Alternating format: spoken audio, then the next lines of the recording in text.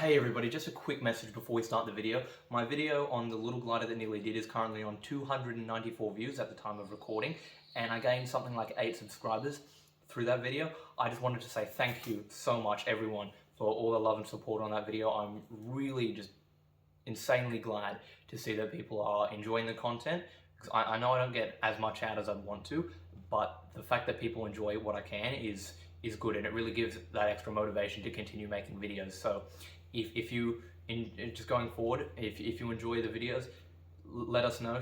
Share it with friends, upvote, subscribe, tell us in the comments, because it lets me know that you're enjoying the content, and I really appreciate all the support. I really do. I'm very thankful for each and every one of you, and to be honest, I was touched by the support on the last video. It was great. So yeah, I hope you enjoyed this video, and I am greatly looking forward to making new content, working on new projects to entertain you fellas. So without further ado, let's get on to the video. Hey everybody, how you doing? It's good to be back for another episode. Today we're going to be continuing what we were working on in the last video, which is going to be taking the little plane that sort of could, making it the little glider that sort of could, and now this episode taking it back to, the powered plane. So it's actually, I don't know what it's going to be called, but yeah, I mean, we'll see really how we think. We'll figure that out later on in the video. I think we're going to go straight to flying it. So actually that's what I'm about to go do now. So let's go fly it, and then we'll come back, sit down and have a talk about, some more specifics, more details of it. Okay, so we're out here at the field, the day after the last video. Unfortunately, the weather got a bit bad. Ready to fly the reincarnation of the little plane that sort of could, after it became a glider with a new wing and is now something different entirely, I guess. A kind fella lent us 2 20-cent pieces, so I think the plane is balanced well enough. Hopefully, but knowing my track history, it's probably not. But let's go fly. Okay, it's got the... Oh shit, I'll turn this off so I don't cut my hand. We'll see.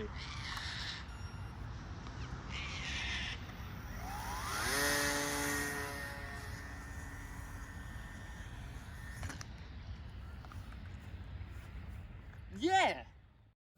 Okay, so now that we're back from the flight, we have to do the obligatory post-flight analysis. Now that footage cut off pretty quickly, but as you would have seen there, I was quite excited.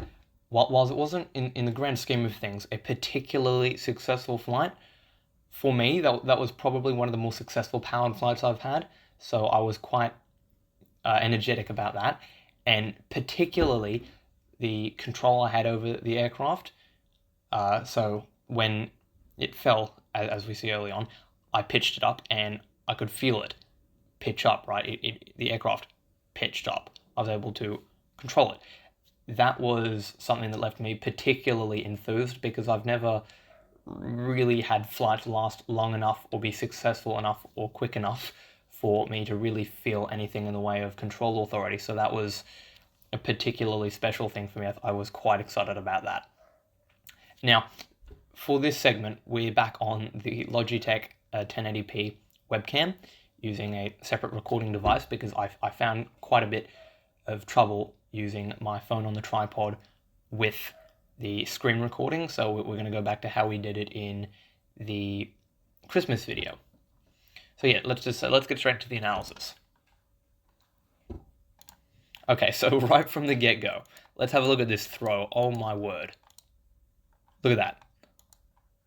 Just this tiny little thing forward.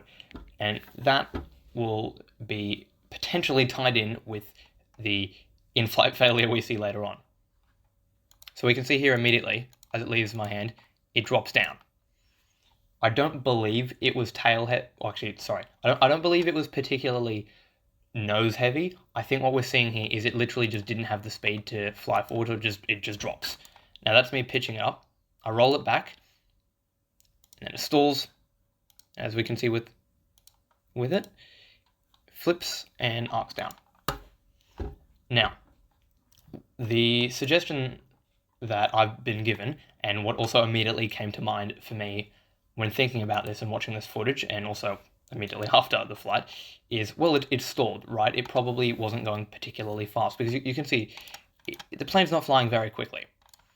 And I think that can be attributed to, one, the fact that I was flying on a fairly low throttle, about 70%, and two, the fact that, as I mentioned before, have a look at that weak friggin' throw. So I think there are a number of things that could benefit me here.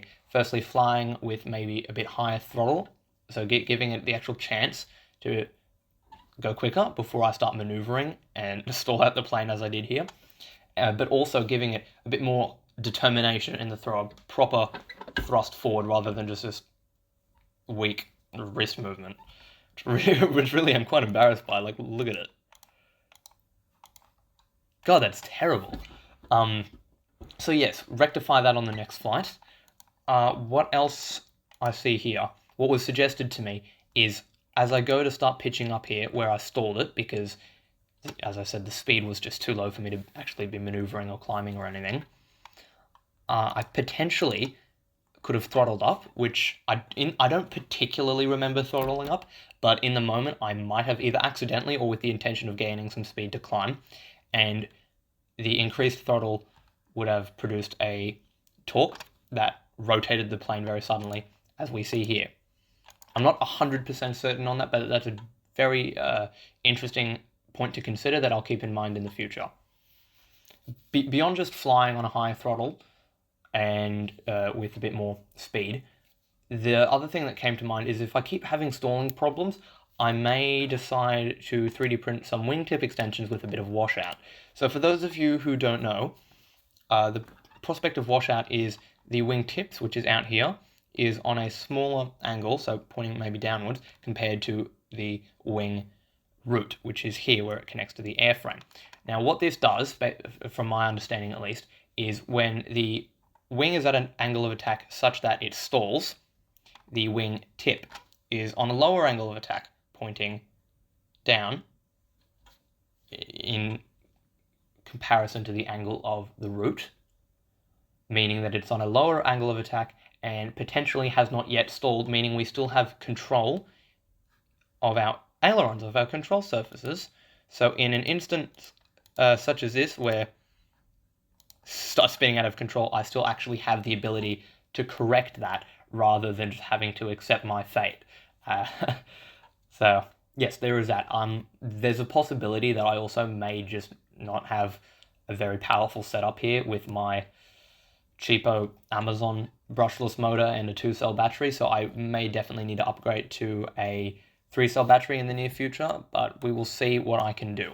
Okay, a little bit of post-flight hands-on analysis here. So we have the wing and the airframe. Now let's have a look at the physical results of the flight. Most notably, the hatch has quite clearly popped off. Now you can see that for this flight as well as the glider, instead of using these skewers, which I had a lot of structural complications with for holding the wing down, we are using paddle pops on top, which, having the stress from all the bands, all the rubber bands holding the wing down on this structure here, clearly did not result very well for my hatch. So I'm just going to cut a new hatch and just glue that on there and try and reinforce it a bit better. Now, the next most notable bit of damage that I'm aware of is over here. I don't know if you can see that movement, but our servo motor has popped out. That was a super glue joint that's been, stuck since, it was glued probably like August last year or earlier, for when this plane originally flew. So, yeah, that was a bit of a hard impact on it. I don't really see any other concerns here. No, I think it's all, the rest of that is fine. The thing I'll mention here is packing things in here was very annoying. I think that was the number one failure for this plane, is for this airframe, is the height and the width. If it was slightly wider and slightly taller, I could fit the battery in perfectly without any trouble, or without it, pushing the wing up as I had it do, unfortunately. And I could also arrange all the cables and such in an easier way without the complications that I encountered. So that's the only real damage. I don't think there's any anything on the wing. That's what it looks like from the front. I do want to get some more curvature in it though. The dihedral is not there. So one of the issues we had with the drone was, when this wing was used for school, was the structural stability of said wing. It drooped quite a bit, which is obviously not favorable for a, for a sort of beginner plane. So I'll see if I can get some dihedral into it. I think the thing I've just noticed though, is over here on the aileron, the paper is peeling. That's not that big of a deal though. You know, definitely got some collision marks. I think these servos are all fine. Oh yeah, that's the push rod for this one.